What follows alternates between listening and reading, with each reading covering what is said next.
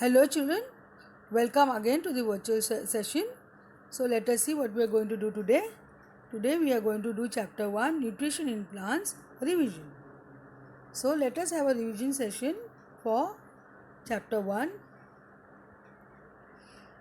First we will see nutrients, definition of nutrients. Take it down in your notebook.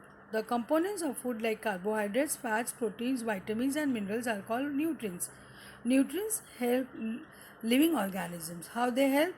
To build their bodies, to grow, to repair the damaged parts of their bodies, to provide energy to carry out life processes. So here the food item contains carbohydrate, protein, water, fat. So please take down the definition of nutrients. Nutrition. So the mode of taking food by an organism and its utilization in the body is called nutrition. So not only having food, how body utilizes, that is very important. So nutrition will give you energy to do work. Take down the definition of nutrition. Mode of nutrition. So modes of nutrition, there are two main modes of nutrition in living organism. They are autotrophic nutrition and heterotrophic nutrition. So you have to take down these two types of nutrition. So you have to define autotrophic nutrition is nutrition in which organisms can prepare their own food. Organisms which can prepare their own food are called autotrophs. So here the green plants, green trees with green leaves, they prepare their food with the help of photosynthesis.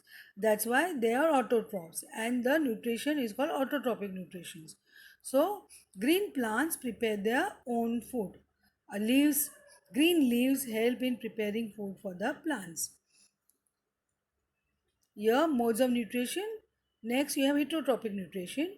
Here you can see one animal depend on the other, and the other animal depends on the plants or grass. So heterotrophic nutrition, let us see what is it. Is a nutrition in which organisms get their food directly or indirectly from plants. Organisms which get their food directly or indirectly from plants are called heterotrophs. So this kind of nutrition is called as heterotrophic nutrition. Photosynthesis is a food making process in plants. It's a very important process. With the help of photosynthesis, plants prepare their own food.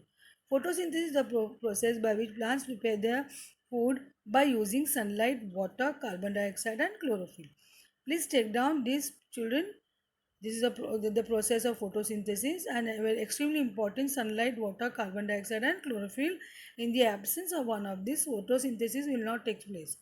So what is the requirement? You have to write down: sunlight is obtained from the sun, water is absorbed by the roots and transported to the leaves, carbon dioxide is taken from the air through small pores in the leaves called stomata, chlorophyll are the green pigments present in the leaves. So the presence of green pigments, chlorophyll, is extremely important. So here you can see the picture of the diagram of the leaves with stomata is a small opening where the exchange of gases takes place. So it has a guard cells to take care of the opening and closing of the pores. So the exchange of gases like carbon dioxide and oxygen takes place through the small pores present in the leaf, and it takes care of the and control the gases carbon dioxide and oxygen. So here you can see chloroplast, stoma and then guard cell. Please you have to take down these points in your notebook. Now photosynthesis. Chlorophyll uses the energy from sunlight to prepare food by using water and carbon dioxide. The food prepared is carbohydrate, which is then converted into starch during photosynthesis. Oxygen is released. So during photosynthesis oxygen is released. That's why it is a very important process. And that's why we should grow plants as many as possible, because it will purify the air. Because during photosynthesis plants gives out oxygen, which is good for the air. It will purify the air, and it will take care of the level of carbon dioxide in the atmosphere. And the equation of the photosynthesis, you have to write down the equation. Please take down the equation here. Carbon dioxide plus water in the presence of sunlight and chlorophyll gives carbohydrate and oxygen. So carbohydrate and oxygen is given out in the process of photosynthesis. Take down this equation, children. Next, you have the diagram of photosynthesis where there is a plant which have green leaves, which have a because of the chlorophyll present in them, and with the help of sunlight, carbon dioxide, presence of water from the roots, they prepare glucose and oxygen is released. So this is how photosynthesis is taken place uh, in green plants. And draw this diagram in the notebook, children. Points to remember: living organisms such as plants and animals survive on food. The food gives them the energy to perform several activities in their life and helps in the growth. Nutrients: certain substances present in the food that help in the survival of the organism. These special substances are called nutrients, for example, protein, vitamins, carbohydrates, minerals, and fats. Some living organisms like plants synthesize their food by themselves, while others, such animals, depend upon the other plants and animals. So we can go for next slide. Synthesis of proteins. So how protein is synthesized we will see. The soil has some bacteria which convert nitrogen from the air into the usable nitrogen in the soil. So farmers also add fertilizers containing nitrogen. Nitrogen is extremely important for the preparation of proteins. So plants absorb this nitrogen from the soil along with the water and other constituents to prepare proteins and fats. So they grow well due to fertilizer. They grow fast and we get a better production of crops because of the presence of nitrogen, because it is then converted into protein. So the soil has some bacteria which convert nitrogen. So the bacteria will convert nitrogen from the air into the usable. Why they are doing this? Bacteria is needed in the soil to do this because it is called as nitrogen fixation. Why? Because plants cannot directly have nitrogen from the atmosphere. So there are some bacteria in the soil which help in this process of synthesis of protein. Then other modes of nutrition in plants, you have parasitic plants, where plants which do not have chlorophyll and cannot prepare their own food. So what they do? They get their food from other plants.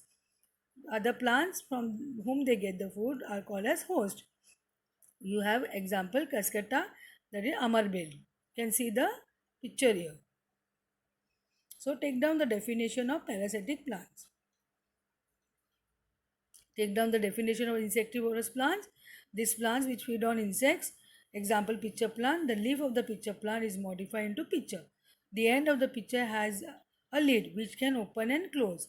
When an insect enters the pitcher, the lid closes. The insect is then digested by digestive juices inside the pitcher.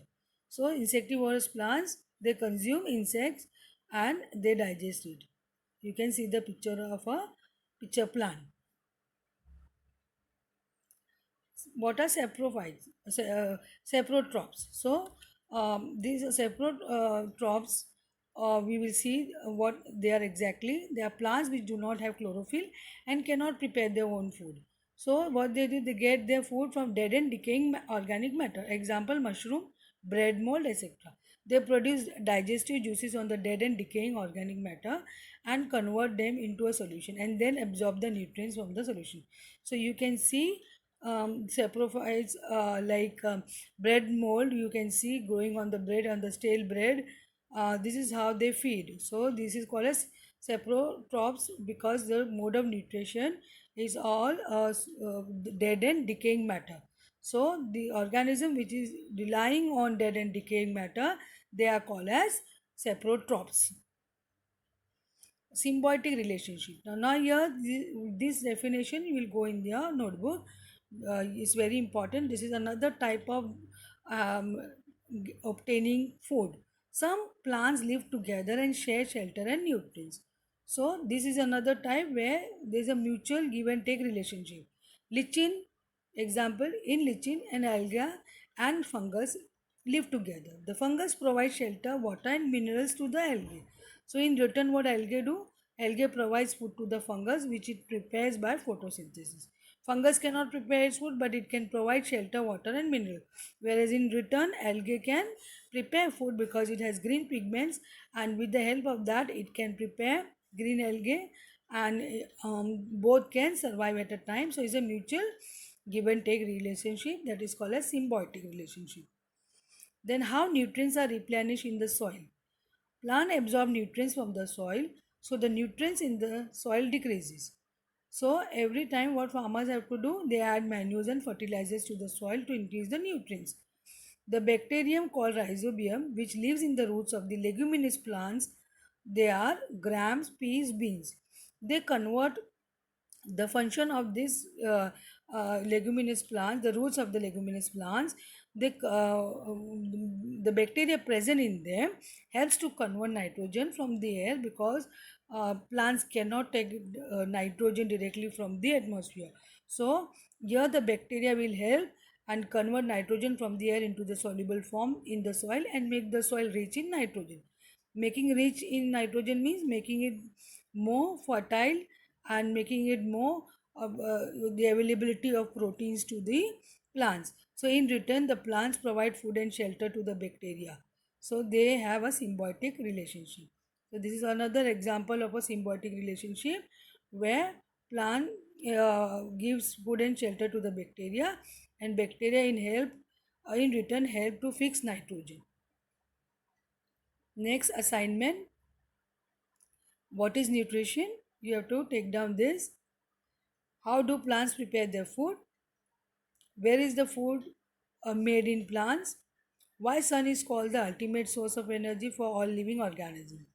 So you have to take down the assignment and write down the answers for this by referring to the discussion of today's session. Thank you, children. Have a great day.